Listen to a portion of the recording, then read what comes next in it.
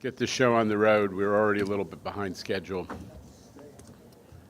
And I see Deborah Greif and Ann in the house, and we can't impact on their schedules. Okay. Calling to order the May Capital Program Committee. Members of the public providing comments. Ms. Irvin. Good morning, Chair. We have 11 members of the public registered to speak today. As a reminder, we ask that all public speakers adhere to the MTA's rules of conduct and decorum. I would also like to remind our public speakers that in the interest of time and fairness to all speakers, we limit everyone to 2 minutes. Please be aware that there will be a warning beep to remind you that you have 30 seconds to conclude your remarks. The first speaker will be Jason Anthony, followed by Deborah Greif.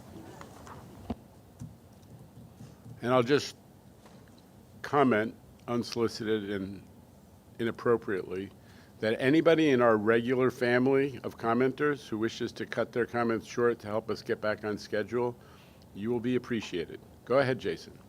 Thank you, Jenna, for that. Jason Anthony, the Transit Guru, on this May commentary. Thank God that yesterday we had a good day in federal court regarding congestion pricing. It is well appreciated. Let's say that in terms of capital, we wish that during the summertime we will get Met's West Point, both on the Flushing line and on the Port Washington branch, because we will like Mets fans, like our beloved director of the PCAC, go to her home games at Citi Field, and those who oftentimes go to the Flushing Meadows Corona Park that have strollers, shopping carts, and huge families to enjoy a Sunday afternoon in the park, because we know that that area oftentimes gets crowded on the weekends. So let's get that in the budget. And I would like to say to my fellow people across the Hudson, don't act like NIMBYs, because your congressional delegation rejected $1 million from our Empire State, because the Empire State always does it best. So I'll catch you guys later.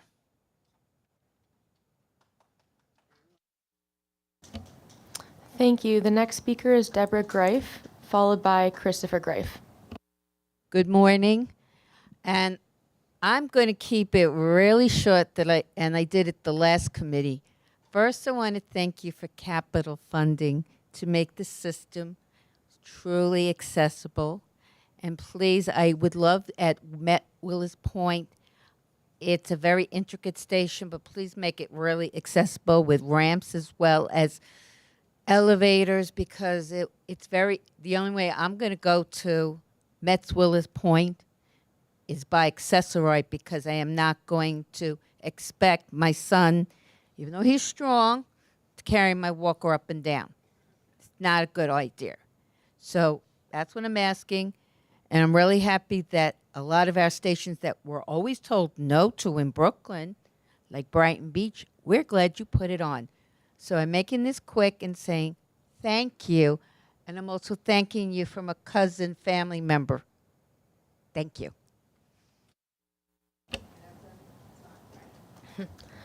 Thank you. The next speaker is Christopher Greif, followed by Brian Fritsch. Good morning, everyone. Christopher D. Greif, and I'm going to say thank you for the MTA Capital.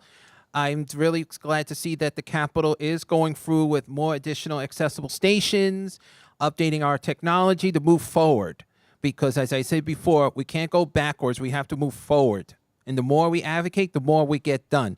From elevators to ramps to updating our trains and buses, including in the future, we can update the reduced fare vehicle. Because as you know, they have the oldest bus in the history, and maybe it's time to update a vehicle that will be updated in the future. So I'm saying this quick, and I wish everyone have a great day. Thank you. Thank you. The next speaker is Brian Fritsch, followed by Marcel DeJean. Good morning. I'm Brian Fritsch, Associate Director of the Permanent Citizens Advisory Committee to the MTA PCAC. Over 40 years ago, then Chair Richard Ravitch introduced the first ever MTA capital plan to save regional transit from the brink of collapse. Around the same time, he also helped found PCAC to ensure riders always have a seat at the table when it comes to evaluating these plans and ensuring rider needs are first in line. The resubmission of the 25 to 29 plan makes it clear the agency has charted a course that puts reliability for riders at the top of the priority list. Getting ahead of the decay curve on power structures and maintenance facilities isn't sexy, but it's absolutely essential to getting us where we need to go. That's why we applauded the governor and state legislature for coming together with a clear funding strategy that keeps the plan intact. There is little fat to trim, and the agency is making progress reducing costs and delivering projects on time. Yet we remain concerned about certain aspects of the program's funding, which could impact the plan down the line. Specifically, the $14 billion in federal funding, which is dependent on a fraught reauthorization process in Congress next year.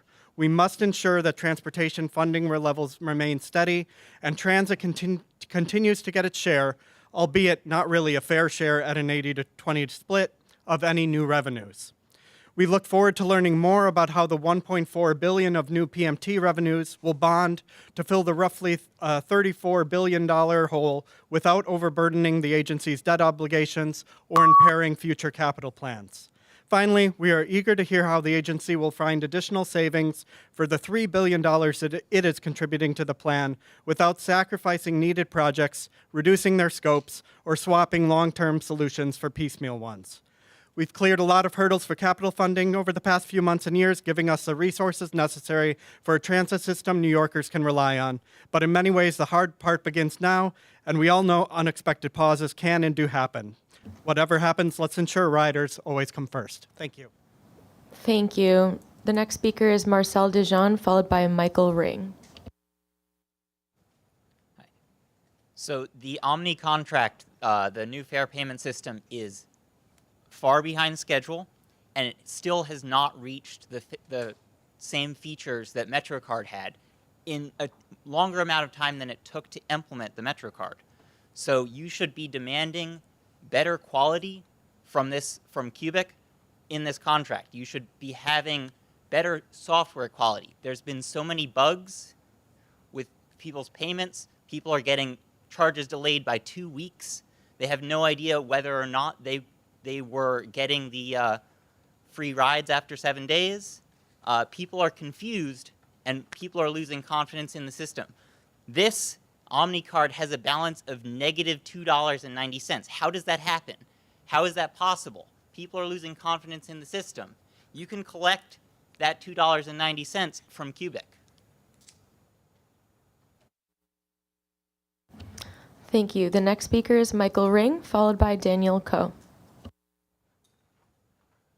Good morning. My name is Michael Ring, and a lot of my comrades are not here right now because they're with our lawyers talking to your lawyers about the case about elevator maintenance. So I'm here, and I wanted to talk about that. Elevators are great, but if they don't work, they're not helpful. And if they're taking a year and a half to be repaired, that's exceptionally not helpful. Things could be, when the lawyers talk to each other, and I've been in that room, they go off on these irrelevant tangents about parallel bus rides and how Accessoride is okay when you find out the elevator is broken. You're already in the subway system. You can't call Accessoride. And especially when they get repaired, it shouldn't take longer than building the elevator in the first place. It's costing you guys tons of money. Also, your lawyers are costing you guys tons of money. Let's settle the case, and elevator maintenance could happen faster. Announcements could be made more readily. You have the ability to make it better, and let's make that happen. And you got your 50 seconds. Thank you. The next speaker is Daniel Coe, followed by Shane Kennedy.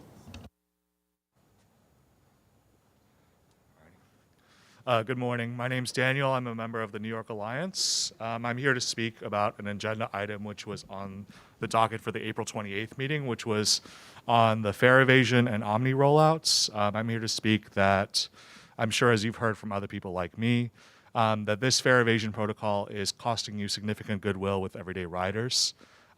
People are being harassed. People are being harmed by these practices. And moreover, I'm not sure if a 36% decrease in fare evasion is worth the cost of even a single guard's yearly salary at a train station. I also know that the MTA is planning to increase the fare in August from $2.90 to $3. No doubt that this fare increase is intended to cover the money that is being wasted on other aspects of the MTA's budget. But it is of the opinion of this rider, as well as other riders in the system, that not only is that fare increase unnecessary, but that there is opportunity to redirect funds that are being wasted on things like fare evasion or emergency exit doors that are a fire hazard, and redirect that money towards accessibility or towards making the fares more accessible for everyday workers. Thank you. Our next speaker is Shane Kennedy, followed by Marlo Sousville. Good morning. My name is Shane, and I'm here with the Fare Ain't Fair campaign. So while on the C line this past month, I saw an ad which read the following: Food bank for New York City, for the hustlers who skip lunch to pay for their commute. For the hustlers who skip lunch to pay for their commute. The workers who make the city run are being told that they need to skip meals to pay for their bus or subway ride to and from performing their jobs. They're being told that while acting as the backbone of the city, that they do not deserve to both eat and use public transit. There is an obvious misalignment in the distribution of funding in the city if we are made to pay beyond our means for transportation into food insecurity and draw public funds from food banks to make up for it. The clear solution is to shift funding of the MTA away from fare and towards taxation on the businesses who rely on its services to transport their workers. The money is there. Last year, the GDP of New York City was $1.8 trillion. A 0.1% tax on Wall Street exchanges alone would entirely pay for the $7 billion needed for all fares across the city. How many more years can the MTA raise the fare against an increasingly impoverished community? The cycle needs to stop. The current income threshold of the MTA's Fare New York City program is an unbelievable $22,000 a year. We demand that the MTA's Fare New York City program be expanded to include those making 400% of the federal poverty level, or $62,000 a year. This would 1, boost ridership, 2, reduce instances of fare evasion and therefore confrontations with MTA staff and police, 3, greatly improve public sentiment of the MTA, and 4, provide necessary relief to New York City residents living through some of the worst economic conditions since the Great Depression. The MTA board cannot continue to dismiss both accounts of the harm caused by fare and suggestions for legitimate solutions as simply rhetoric. The fare ain't fair and the poor won't pay more. Thank you. Our next speaker is Marlo Sousville, and the next following is David Gerber. My name is Marlo. I'm a member of the Party for Socialism and Liberation and also an endorser of the Fare Ain't Fair campaign. We were just outside talking to people on the street about this fare increase that's incoming, and most people don't even know that it's coming in August. And then I come up here and I read about these capital initiatives and the fact that we're boasting about blocking emergency exits by putting 15-second delays, that we're spending $1.1 billion to put in new fare evasion-proof gates, which, by the way, have already been proven not to work against fare evasion. So we're expected to see, that our tax dollars are funding this system, that our fares are funding this system, and then the priorities in place are to prevent people from accessing them. It's ludicrous that we have to be protesting outside of this meeting every month, that we have to, talk to our community members to make them aware that this is happening in the first place. And everybody we speak to has problems with the MTA, that funding like this $1.1 billion for these fare gates could be more appropriately used to, treat the actual problems that we're dealing with, treat the crumbling stations, treat the fact that there are signal issues constantly. There was also the mention of the quality of life division being integrated into the MTA subway systems. This new division is just another example of broken windows policing. It is another example of things like stop and frisk. And it is so dumbfounding that our system's priorities and our city's priorities are to police the poor rather than to meet their needs and prevent these issues in the first place.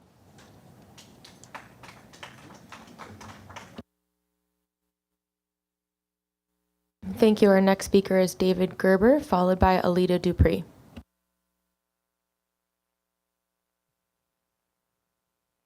Hello, everyone. Hi. I'm going to make this short.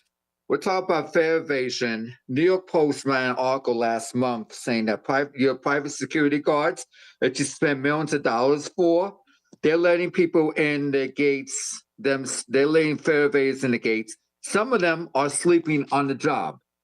Now, since my April meeting here, I have made 3 videos, and this is in turn here when Quail Arrow here made a presentation about Norwood Avenue, the B&D is supposed to be 205th Street Norwood, and 191st Street is supposed to be over here. But anyway, there are 3 videos here that detain the errors in elevator and accessibility page here on the Brighton EXP David here. The errors in elevator accessibility.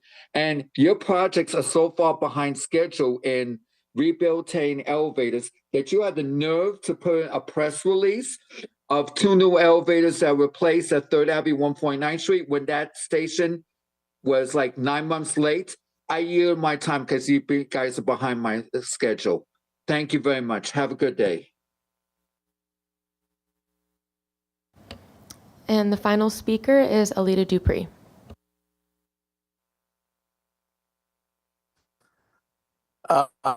Thank you. Good morning, Chair Jano, Lieber, and members.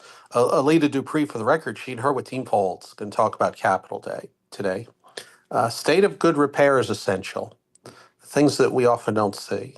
We have to keep working on the Grand Central Terminal train shed. It's over 110 years old.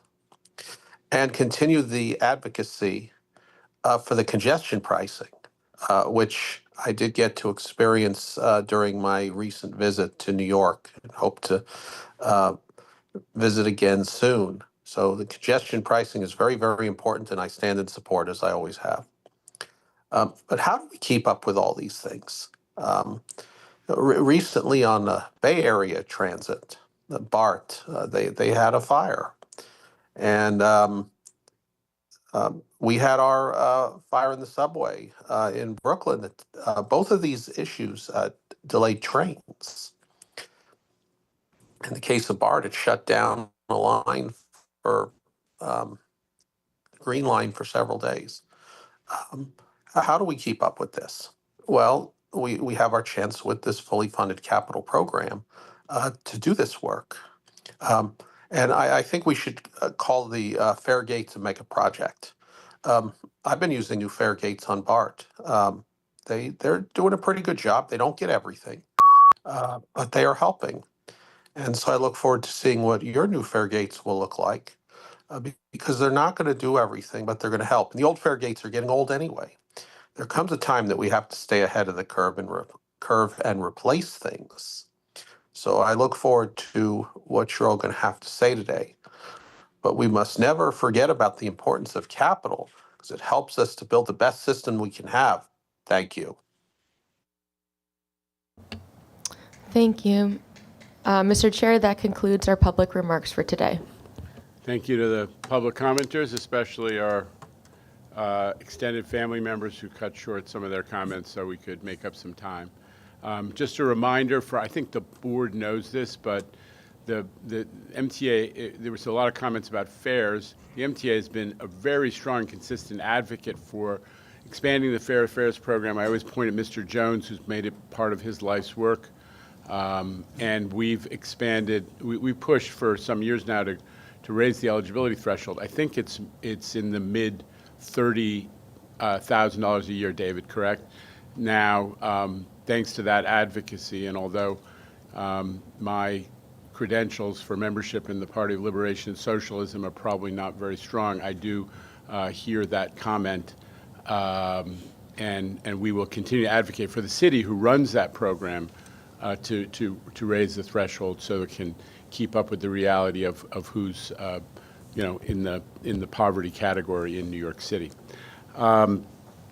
So with that, going to do our regular business, and then we're going to hear from our capital construction and development friends. The April Joint Committee minutes have been distributed and are available on the website. Changes or comments? None from Mr. Herring, none from Mr. Albert. I declare perfection. May I have a motion to approve? Second, thank you, Dr. Rizzo. All in favor, the minutes are approved. Changes to the work plan, Mr. Torres Springer. No changes to the work plan, Chair. Okay. President's report. Thank you very much, Chair. Good morning, members of the committee. Because we had the committee of the whole last month, I have a couple of months to report on and give you updates on, so I'll get right to that. Lots of very important progress on our capital program, and obviously all leading up to the action of the full board to approve the fully funded 25 to 29 plan later today. On May 19th, we were thrilled to have the governor and local elected officials welcome back riders as service resumed to the Rockaways following a 17-week, 24/7 shutdown.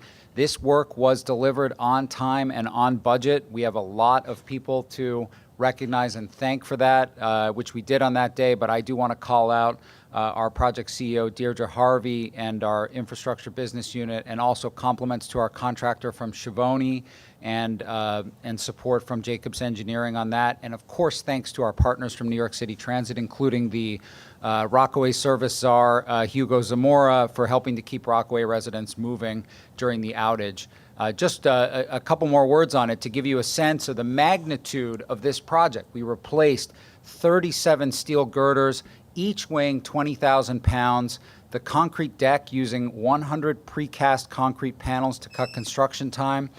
1,500 feet of track and signal infrastructure were put in place, brand new, best 1,500 feet of track and signals in the 700 miles of the system at this stage. But not CBTC yet, right? Not CBTC, So not the best. Go ahead. But CBTC's in the future. 700 track ties, reconstructed more than 2,000 feet of third rail, built 900 feet of new wave barriers to protect the line from storm surges like we saw during Sandy that took service out for 9 months in 2012, 2013.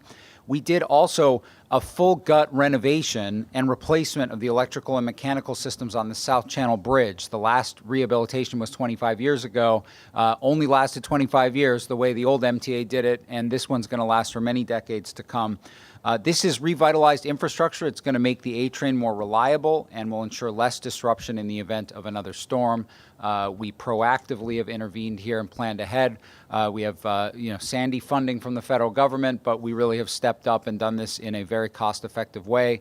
Though the outage was disruptive, we acknowledge that. It was very well managed, and it was likely 2 months less than it would have had to be because of the way that we repackaged this project at C&D. So we're very proud of that. Just in time for Memorial Day weekend, the Babylon station was returned to full 12-car service for the summer. We're in the middle of a comprehensive rehabilitation of the station, including making it fully ADA accessible. So to accommodate increased summer ridership at the station, we completed the new western side of the platform, which you see at right, and we reconnected it with the existing eastern half of the platform that you see at left. In September, we'll close the eastern half of the older half of the platform and fully replace it in time for next Memorial Day, so that we'll have a fully rebuilt station by a year from now. This is great work, taking advantage of our focus on on-time completion and managing disruption to stations at C&D. Speaking of which, a return to better weather also means a return to our weekend span replacements for the Park Avenue Viaduct, all while maintaining full service, as you can see here. And I want to remind the board, through the approach that we're taking, which the board approved a major change to this contract, we've saved almost 4 years rehabilitating this critical part of the Grand Central Artery and over $90 million. On a very rainy April afternoon, we broke ground on the new Long Island Railroad Yaphank Station. The new station will be better connected with Brookhaven National Lab. It'll be fully ADA compliant, more modern amenities, multimodal connections, and we expect to have this new station commissioned in the middle of next year. We've celebrated a number of new accessibility projects in the last few months, including improved bike and pedestrian access on our bridges. This month, we celebrated the completion of shared bike pedestrian paths on the RFK, Henry Hudson, and Cross Bay bridges. This work was all delivered on time and on budget and is part of a $128 million program to make these bridges accessible for pedestrians and bikes. Our stations business unit also completed elevator replacements at 34th Street Penn Station and 3rd Avenue 149th Street.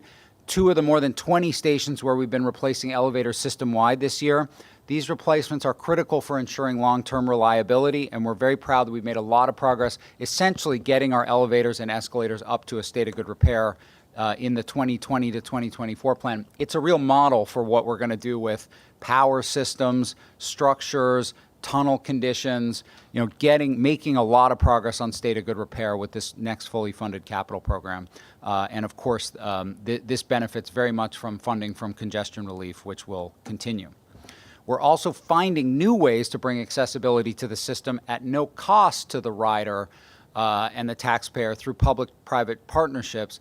Last month, on the left, we opened a new entrance, including a brand new elevator at Queensboro Plaza in conjunction with a new development from Grubb Properties. This was the first project opening as part of the Zoning for Accessibility program, which is a partnership between the MTA and the Department of City Planning and our board member Garodnik, who's been instrumental in this for a long time. We also announced that the Delancey Essex complex will be made fully accessible through a partnership between the MTA, the City of New York, and the private developer of Essex Crossing, and using proceeds from congestion relief zone tolling to build that out once the developer has created the area for us to do so. Lastly, on the accessibility front, our railroads business unit has kicked off construction of accessibility work at 3 Bronx stations on the Harlem Line, Williamsbridge, Woodlawn, and Botanical Garden. Earlier this month, crews began utility relocation and installation of cross-track duct banks, as shown here. The project is in its early stages, and we expect to complete improvements to these stations in 2027. And of course, the big news, following a budget agreement in Albany that authorized full funding of the 25 to 29 capital plan, the full board will be voting on reapproving that plan later today to be submitted to the Capital Program Review Board. I just want to be clear, we've been advancing many projects as there is no time to waste. That includes the Fulton Liberty Line CBTC project, which is funded jointly by congestion relief funding and the 25 to 29 plan. More new bus orders. Design of the IBX is advancing. Resilience of the Hudson Line is a big priority. All of that is in motion, funded by this new plan. And we've been getting organized to begin design on many billions more in projects that address critical needs immediately. In fact, nearly half of the $68 billion capital plan has now been initiated through our process at C&D, so we're getting a good jump on it. Now, if there are no questions on that, I'll hand it over to our systems business unit. Andrew?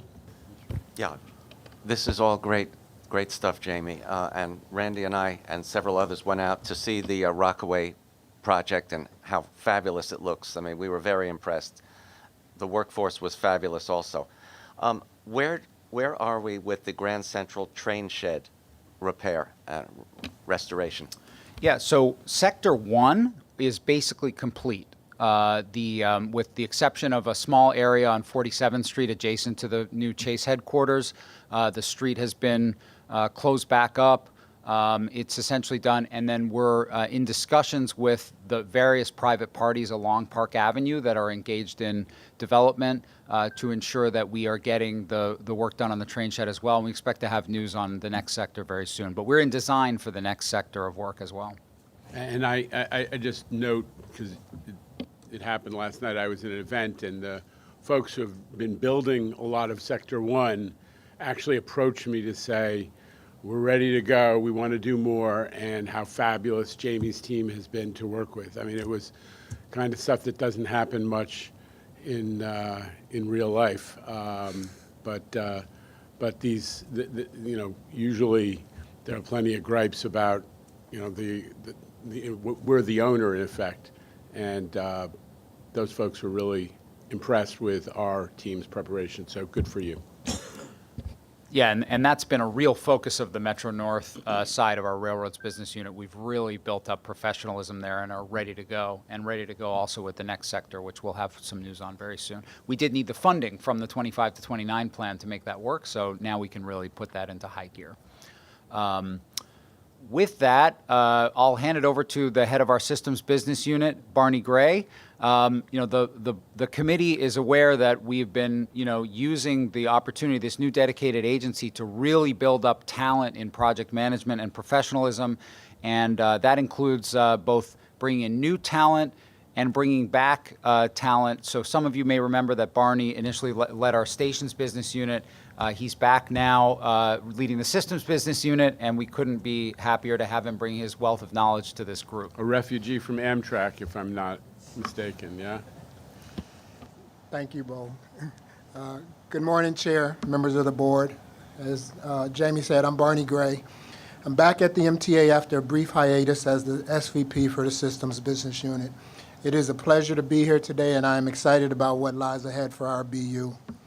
Systems are the heart of reliable, on-time performance for us here at the MTA, and when the BU met with you last year, they charted out a path in multiple categories to continue to allow us to deliver systems projects that enable us to meet the objectives of better, faster, and cheaper. So in today's presentation, we're going to talk about what some of those systems are, who systems is, in particular, how we have evolved since our last meeting. We will look at some real projects to reflect the what and the who, to tie it all together from a practical approach, and how that correlates with the efforts from our partners in planning, as you will also hear from the Capital Strategy Planning SVP, Jessica Matthew. And then lastly, we will provide a glimpse into the future, as you will hear from Paul, the Deputy BU Lead for Systems, and some of the initiatives he has going on in his area of the business.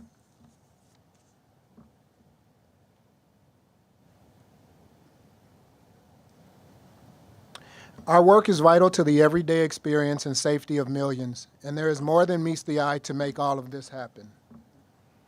These benefits require an array of systems that work together and depend on one another to operate reliably, so that obvious things like customer information screens that share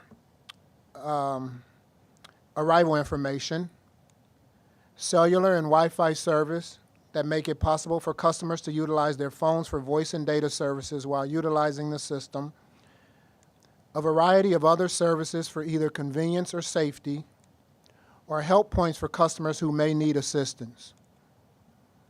All of this in-station technology converges in a local communication room, the central nervous system of the station, through fiber optic, radio, and copper cabling communications.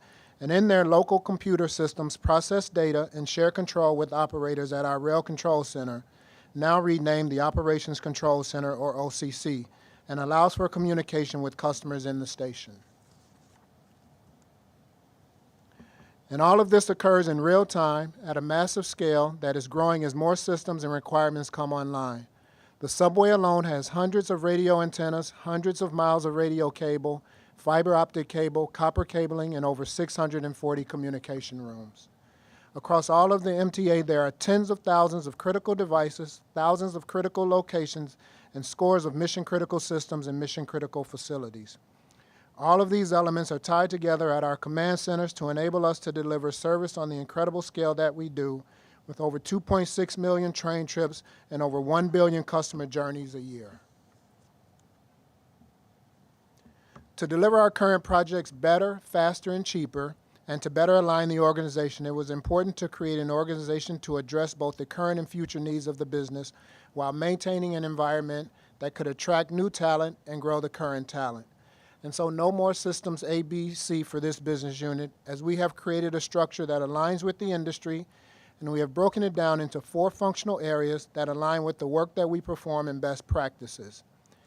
Monitoring and control are systems used as eyes and ears to assess and monitor situations and directly manage the operations.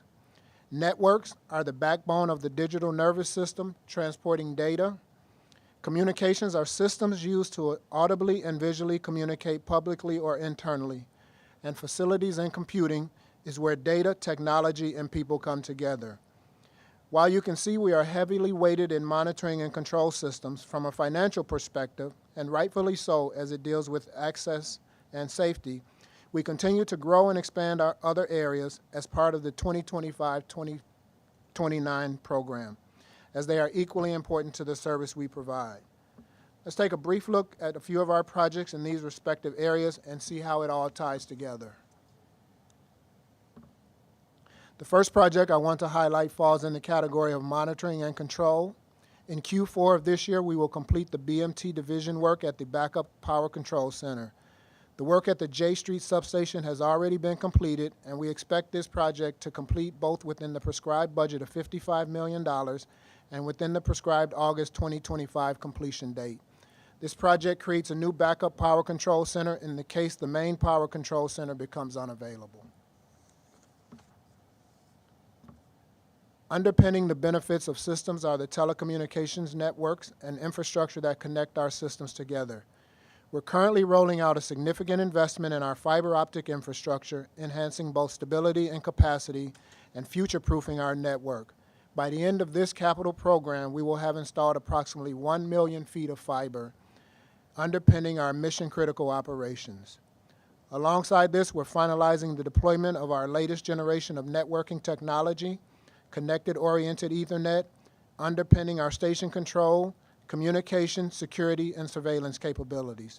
This comprehensive initiative, which is also on time and on budget, represents a substantial leap forward in the overall resilience of our infrastructure.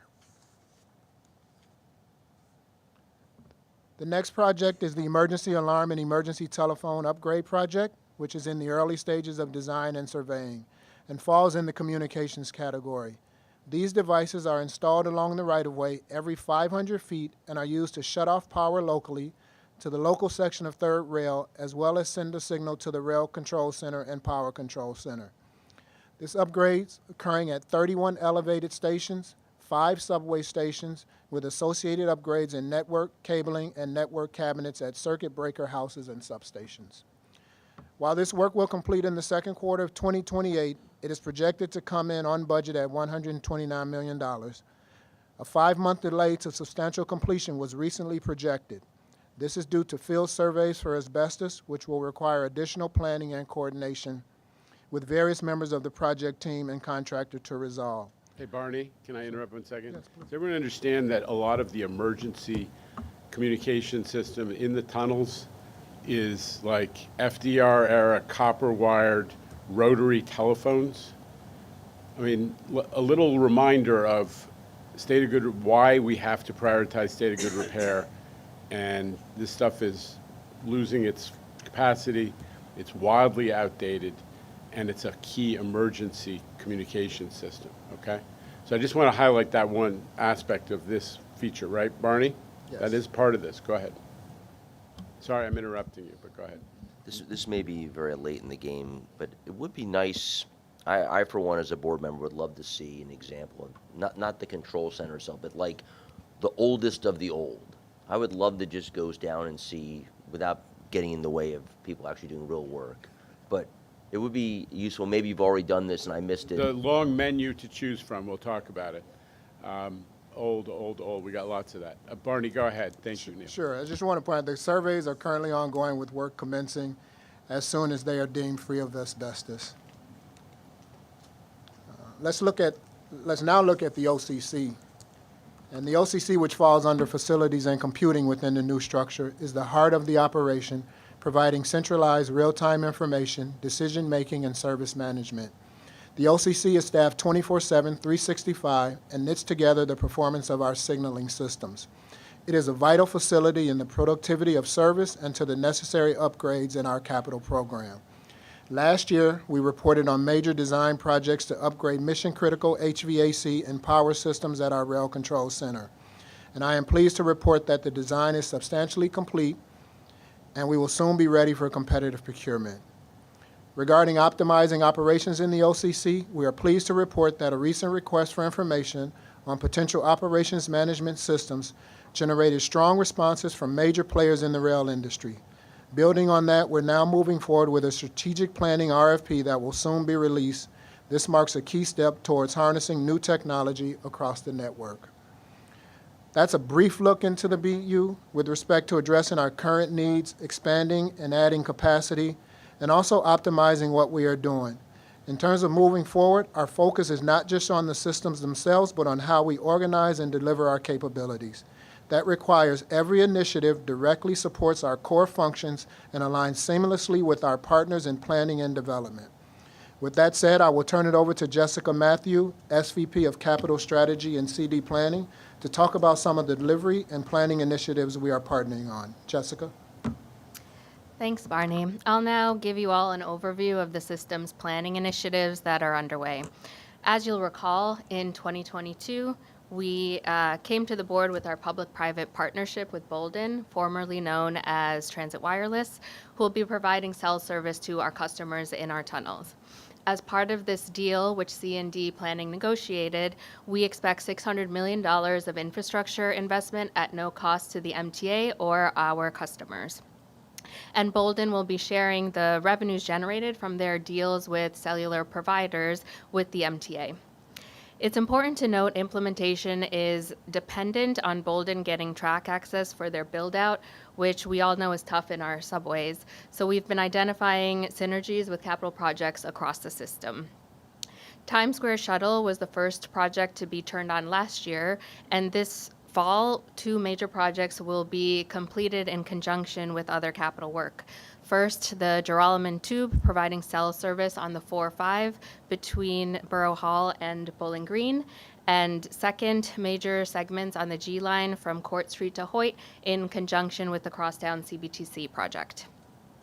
We've now identified a further breakthrough in our path forward by actually integrating Bolden scope into the Fulton CBTC project. And inclusion in other major projects will begin in earnest now that the 25 to 29 capital plan is ramping up. Speaking of what's in store, as part of the 25 to 29 capital plan and beyond, modernizing our customer experience is one of our central goals, and core to that is strategically investing in our systems. The $1.1 billion allocated toward modern fare gates is a prime example. These new fare gates will not only stem fare evasion, but also make our system more accessible and convenient to those with limited mobility and those traveling with luggage and strollers. As the governor announced and you heard about last month in the committee meetings, you'll start seeing these fare gates at 20 stations this year, with another 20 planned for 2026, and 110, or I should say at least 110 additional stations are planned for the remainder of the 25 to 29 capital plan. More details on specific locations will be forthcoming later this year. Another area of focus for us is better communications and stronger networks in our subway system, for which we've allocated $1.5 billion. This includes investments in our customer-facing assets like customer information screens and our public address system. It also includes security elements like centrally monitored cameras, as well as measures to improve platform safety and prevent track intrusion. The allocation will also make much needed upgrades to our back-end infrastructure and cabling that powers all of this, most notably by delivering 100 miles of newer upgraded fiber cable. I'll now turn it over to Paul Corrigan, VP of Industrial and Systems Engineering, to go into more detail. Thank you. As Barney mentioned, our BU scope and Jessica discussed our overall program, in this final part of the presentation, I want to talk to you specifically about systems and stations and how they fit in, and I'll do it in the following 3 parts. First, you've probably seen, no doubt you've seen the countdown clocks that we have in stations. They're part of a system called PACIS, which provides real-time service and arrival information to our customers. Over the past 40 years, we've added new versions of this system in different waves, and this means that today we have multiple systems in place, some that are fully manual, like our PA0 there at the very far left, some that only show basic information like date and time, and some that are offering real-time updates. So this patchwork, it creates challenges for us from a management perspective and customer expectations, and that's why we're planning in the 2025 to 2029 capital plan to modernize and standardize customer information across the subway. It'll improve the rider experience, and it'll help us to operate more efficiently going forward. Now, customer information, it isn't just about convenience. It's essential to safely and efficiently moving people through our subway system. But today, many of our station systems are built up in layers with different technologies that are stacked over decades. On top of that, newer technologies like video analytics for crowding or intrusion detection, they add promise, but also complexity and challenge because they require more advanced hardware, data handling, and systems engineering to integrate effectively into the operation. And then behind the scenes, all of this depends on overworked comm rooms, the brain of the station. Many were built in utility closets from 30 or 40 years ago, and today these rooms are now cramped, they're hard to maintain, and they're not suited for modern power, cooling, or data needs. So we need to modernize and standardize both the front-end systems that customers see and the back-end infrastructure that they rely on. To get there, we're planning on how to leapfrog to the next generation with a better system of systems throughout the entire station environment. This includes exploring the potential of better, more consistent information displays, smarter fare gates that adjust to flows in real time, intelligent video and sensor systems to manage crowding and safety, and virtual assistants for riders and stations. It also means better integrating with our operations control centers, security command center, and frontline staff for a more connected approach. Then on the back end, we're looking at shifting away from those cluttered comm rooms to modern digital infrastructure, cleaner, lighter, and easier to manage as demands grow. It's a comprehensive strategy to upgrade both what riders see and how we'll run the system behind the scenes, and will be developed in partnership with multiple teams across the MTA. And with that, I'll turn it back to Barney. Thank you, Paul. I know we've touched on a lot today, and these advancements aren't just about technology. They're about creating a safer, more efficient, and more enjoyable experience through systems for everyone who relies on our services. Our team's dedication to these projects showcase our commitment to both innovation and service excellence. I'd like to thank our partners across the MTA and beyond for their continued support and partnership. We're excited about the journey ahead, and we look forward to achieving even greater heights together and making systems cool and sexy. Thank you. Thank you. And just before we give, I really want to emphasize the last little section that we heard from Paul, we're lucky to have someone like Paul have joined us. He's a real systems engineer and a forward thinker. I mean, I always say that, if you think about the experience of using our system, it's changed so much even in the last 10 or 15 years where, you can sit in your apartment and if you live close to two different lines, you can look at the app and figure out which service is, time better, get to the station. It's accessible more and more, still work in progress, but, there's more and more accessibility, and in elevators for convenience, we'll have fare gates that make the system much more accessible while also preventing fare evasion. You can use Omni contactless tap and go to get into the system, and then when you're, down at the platform, we have the countdown clocks, we have the customer information screens. It's a totally different experience than even a decade ago, leaning over the edge of the track to see if you see the lights of a train coming. So we've modernized it. But what Paul is saying is really important, which is that we've done it really in not a haphazard way, very intentional, but building one thing on top of another on existing infrastructure. And that's not the right way to proceed in the future. We want to make sure that we're fully modernizing our stations and the experience for our customers, we need to take a little bit of a step back to figure out how to do that, because we're gonna use something like $1.5 billion, as Jessica said, in the next plan to modernize those systems. So we're thinking hard about that. The exact path forward, we now have some thinking to do, and we have to work with our colleagues from New York City Transit. Obviously, it's very important that we work together on how we roll this out. But this is a big priority for us, is to continue to reinvent the customer experience in our system.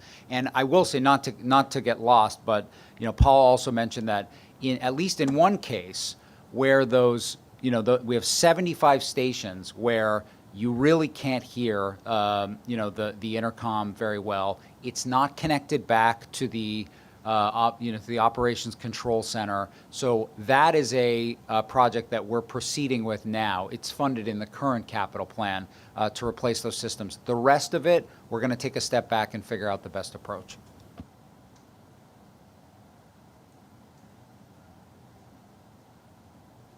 Look at that. That's a comms room on the right. In the real world, outside of, unfortunately, what we've inherited, that room is the most important place in a business that depends on information flow and data. And we're sticking it in these places that are not properly cooled. They're frequently subject to massive water intrusion. I've been in ones where there was water ankle deep, routinely. And we're trying to run all of those systems that Barney put on that one slide through a comms room that is totally antiquated, is not climate controlled, and does not allow you to do it effectively, and is in danger always of crashing. So part of this is we just need to get a lot of this stuff out of the comms rooms and hopefully into the cloud and to other ways of managing all this data in a modern fashion. It's an incredibly important feature. Again, the word unsexy does not quite reach just how bad the experience is in those comms rooms. Andrew. I have noticed, and people have mentioned to me, the new countdown clocks in the B division stations. They are noticeable. They are much more accurate than the old ones were. And I'm wondering, is that technology coming to the A division anytime soon? So in this capital program, there is provision for the coming program, CP9. There is provision for updating the A division stations as well. Yeah. With Any PACS. time frame for that? or- PACS too. We haven't received the referral yet. We haven't initiated that. We do have a team working on, as Jamie said, on the PA71, and a lot of the technology that's in that PA0 project for 71 stations will be transferred to the A division as well. Yeah. And that short answer picture is that you yes. have Yeah. there is perfect to show the old Yes. technology. Yeah, and the short answer is yes. That's what we've been talking about. We have, thanks to this fully funded capital plan, we have the ability to upgrade those systems on the numbered lines, and we're taking a little bit of a moment to, while we proceed with the most in need stations, to figure out exactly what the best technology approach is. Any other questions or comments before we go to the IEC? IEC. Good morning, Mr. Chairman. Today, I will provide an update on two C&D systems projects that IEC is monitoring: the emergency alarm rollout in elevated NYCT stations and connection-oriented Ethernet, or COE, Phase 3C for the subway. The emergency alarm rollout was awarded to LK Comstock in January 2024 for completion by February 2028. The project's budget and current estimated completion, EAC, of $129 million covers emergency alarm systems at 36 stations and 15 substations. The IEC's EAC is within project budget. The contractor is forecasting a 5-month delay because of required asbestos surveys. C&D rejected the delay and has directed them to provide a recovery schedule. 3 risks identified by the IEC are: the delay in awarding a project management consultant could impact the project schedule, the delay in obtaining track access due to limited flagging support as concurrent NYCT construction work is underway could also affect the overall schedule, and the additional time required for asbestos surveys and potential abatements could impact both cost and schedule. For the connection-oriented Ethernet Phase 3C project, the contract was awarded to 5-Star Inc. in December 2023 for completion by December 2028. This is the final phase of a larger project that started in 2013 and involves upgrading the network, replacing 150,000 feet of fiber optic cable, and integrating security cameras at 125 stations. The current project budget, along with C&D and IEC estimated completion, stands at $144 million.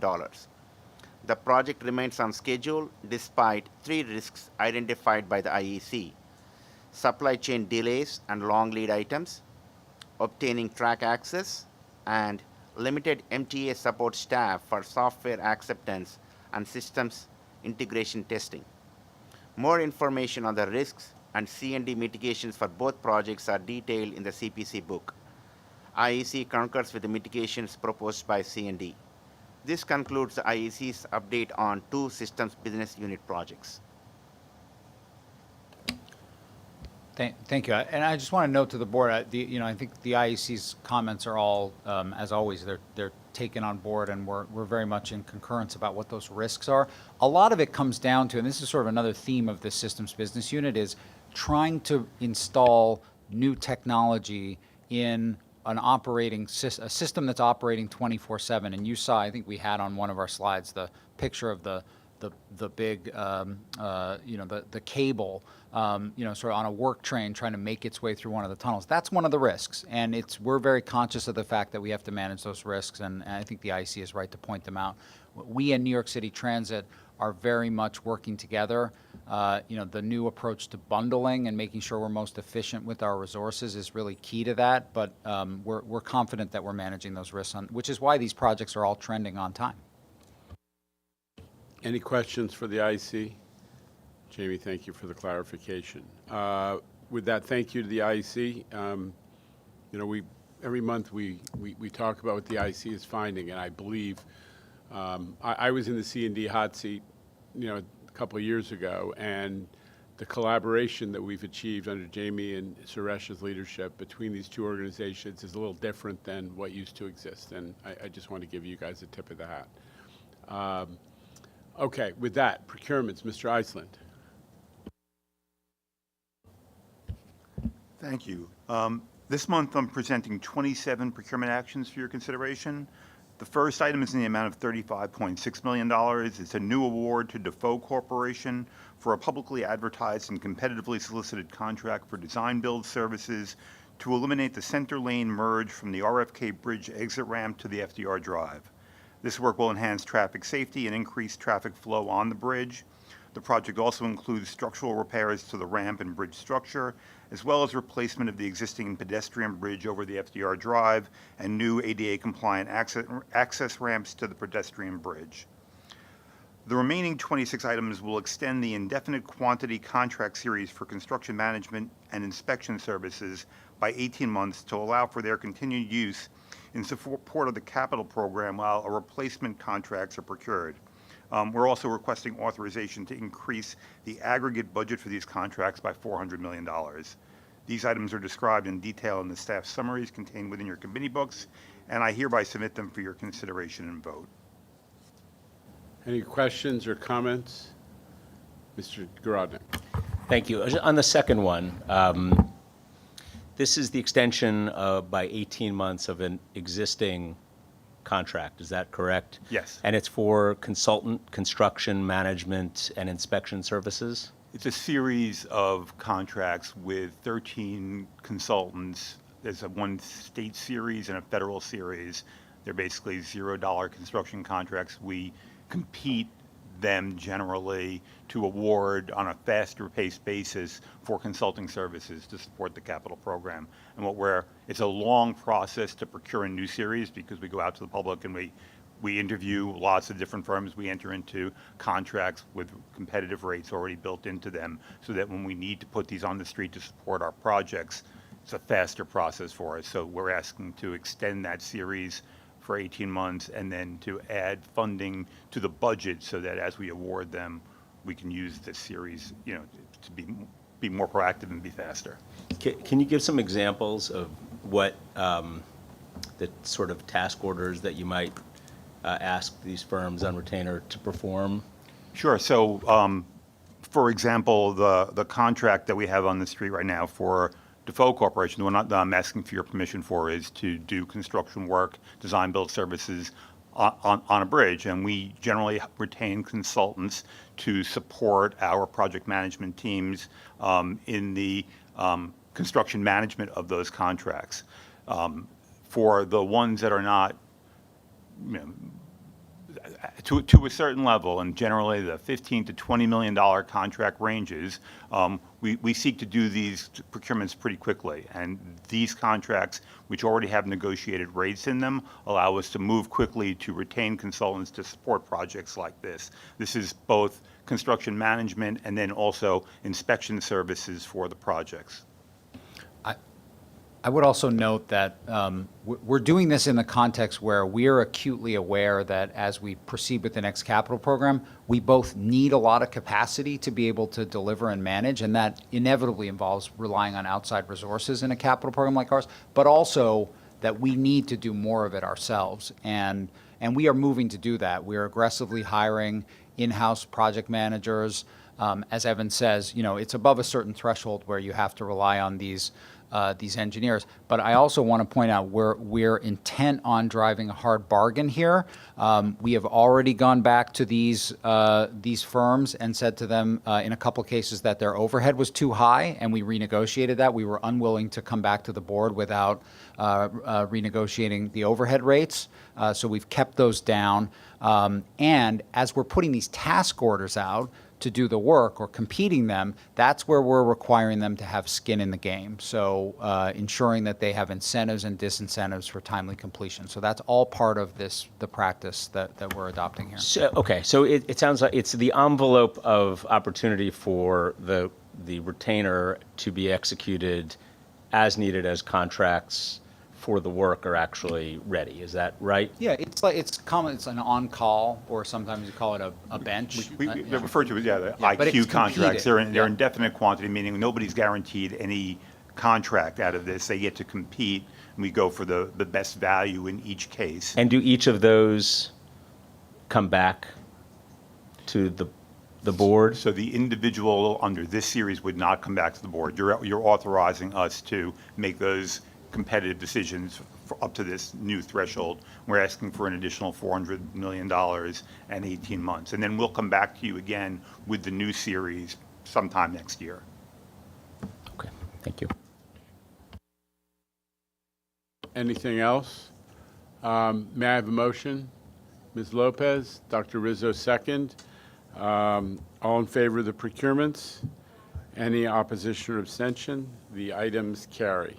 I think that is the agenda for today. We've got some more work to be done at the committee level, the joint committee, operating committees, and I will step out for that, and then we'll come back in a bit for the full board meeting, all in one day, trying something different. Thank you, everybody.